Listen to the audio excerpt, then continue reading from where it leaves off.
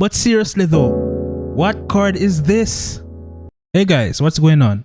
So today we're going to break down For Your Glory in the key of A flat. I'm going to show you my version, so let's jump straight into it. For your glory. So we're in the key of A flat. Normally this song starts on the 4, 3, but this time we're not starting on the 4, we're starting on the flat 7. So in my right hand I played from the F straight up to the A flat, and then I do the same thing coming back down to the F. So when I come back down to the F, that's when I hit the flat 7, the F sharp. So cool. Then I play this tritone. So it's basically a tritone. You know the tritone already. So instead I just played the right hand as an arpeggio. So starting from the E flat, right? Then I do this.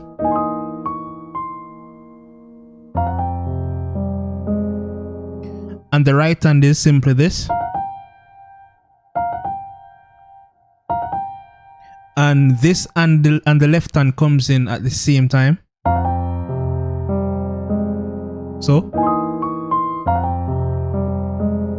cool, let's move on. That is basically this. Still on the 6. So I just play this. Alright.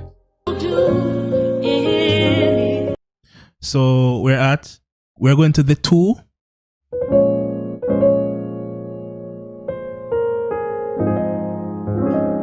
Yeah, this is it.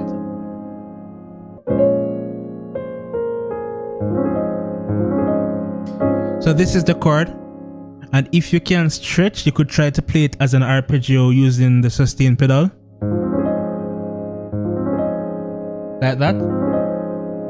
So the next one.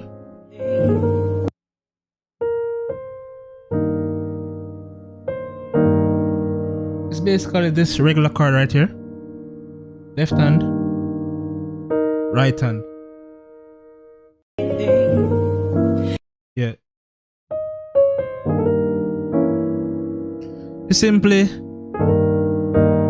I move the E flat up a semitone to the A.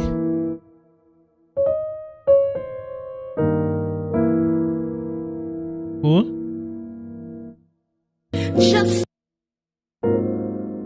And this chord right here. So this is basically the 1.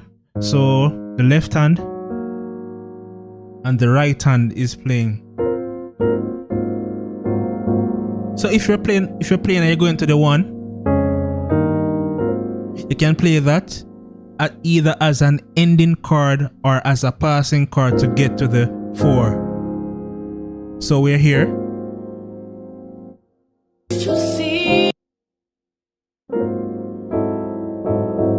So this is the second one. Still on the 1. Just a slight movement. So the left hand is the right hand is this, and the left hand is this. So the left hand only moves by 1 note from the B flat to the C.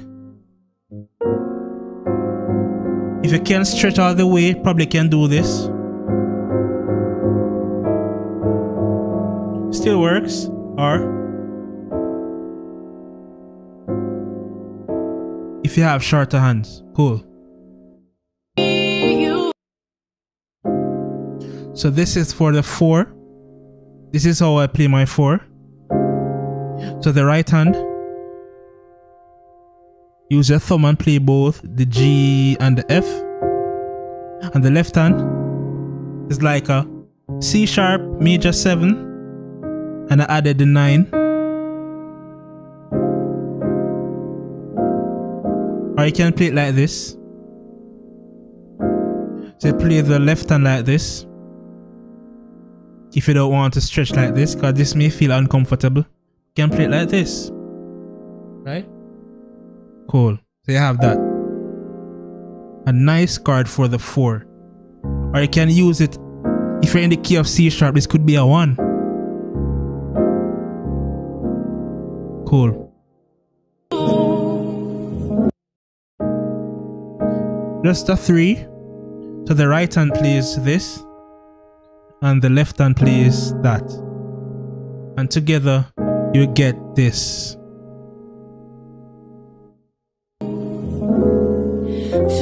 Now we want to get from here to the 6, so you could normally play a tritone, but since recently I discovered this chord that I use, probably about a couple of months now, by mistake I discovered this chord and I like it. It really has a nice sound, so you can adapt it. Maybe a bit of a stretch, so you probably can eliminate some notes. Maybe you can only play that, maybe you can only play this, or maybe you want to voice it some other way. Maybe this if you have a bass player, but the chord is basically this. That's my right hand, that's my left hand. Cool. So remember, this is a passing chord to take you to the 6.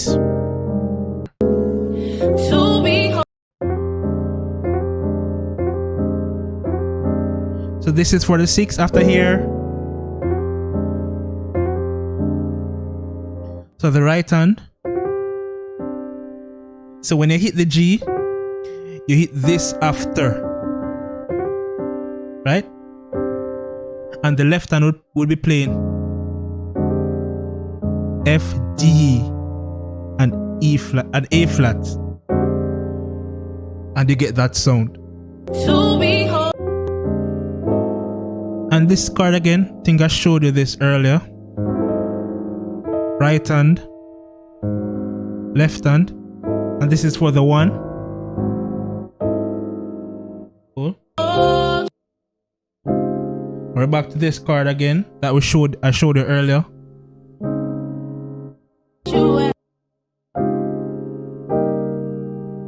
So we have the inversion of the E flat here, and here we're playing like a partial E, call it a E flat 7, but we're not playing the root. A E flat 7th, right? Cool. So this would be like, this would sound like you want to go back to the 3.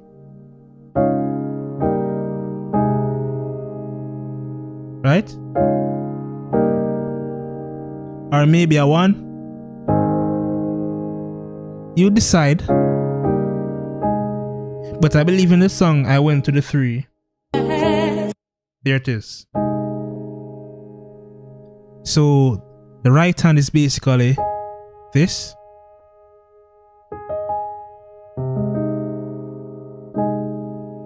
And you can probably play it shorter if you have shorter hand, like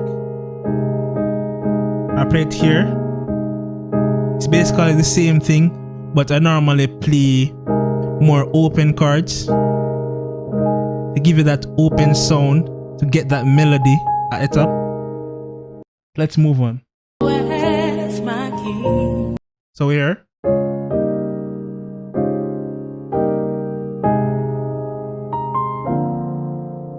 For my king,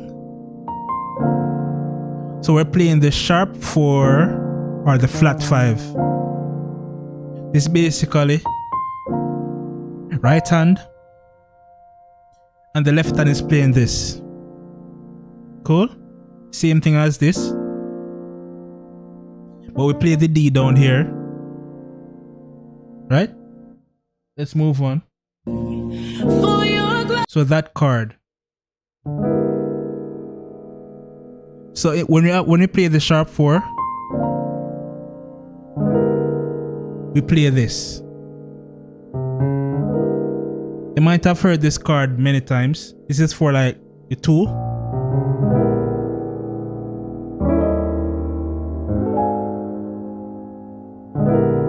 But this time we're on the sharp 4.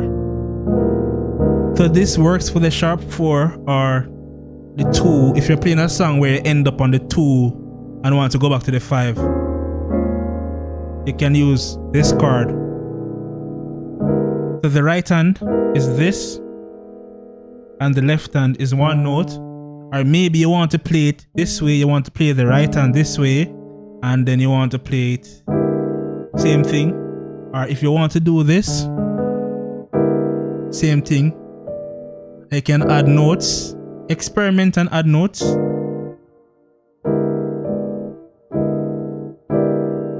Right? So essentially, that's it.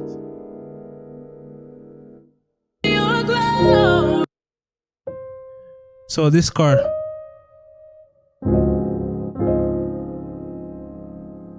Right?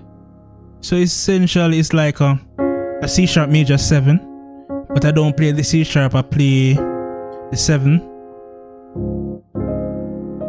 I try to add the 9th. If you cannot stretch, you can just simply play it this way. Or probably, right? Same thing. Or that. So that's for the 4. Okay, so let's continue. So we're here.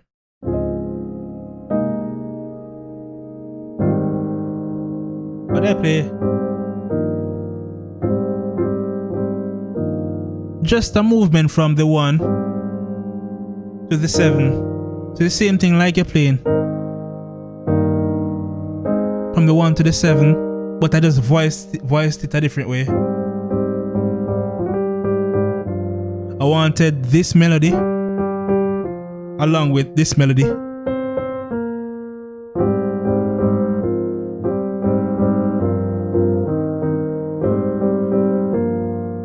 So that's why I voiced it that way, because I wanted these two melody.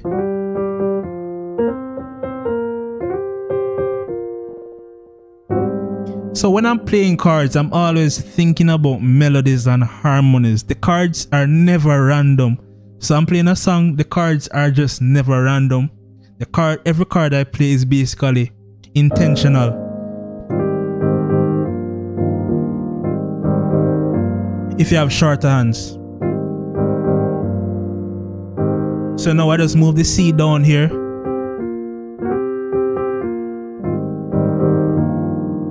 Cool? Let's move on. I think we're basically done.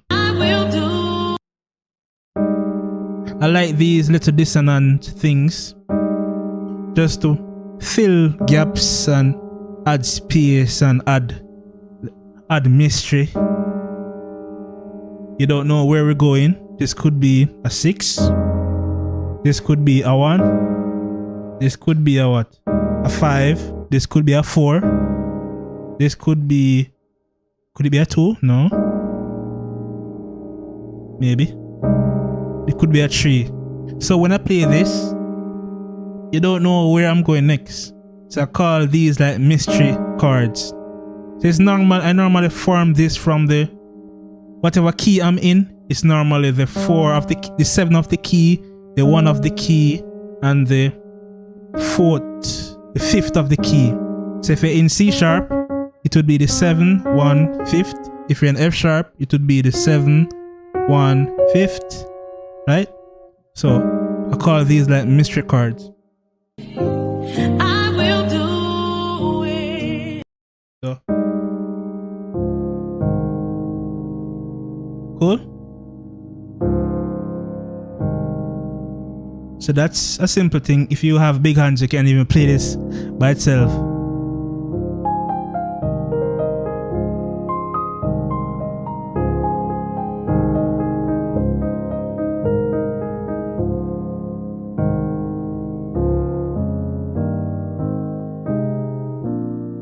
Cool? So that's basically it, guys. If you like this video, I would recommend that you check out this other video where I show you some different ways to play the 7-3-6 chord progression.